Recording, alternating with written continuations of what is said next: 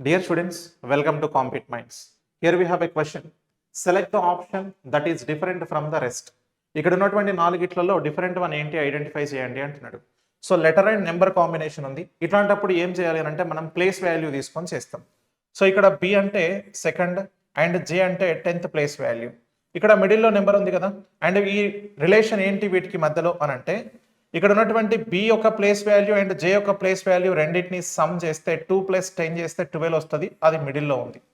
Same as ఇక్కడ చూస్తే K11 and L12 ఈ రెండింటిని సమ్ చేస్తే 11 + 12 23, ఆ నెంబర్ మిడిల్లో ఉంది.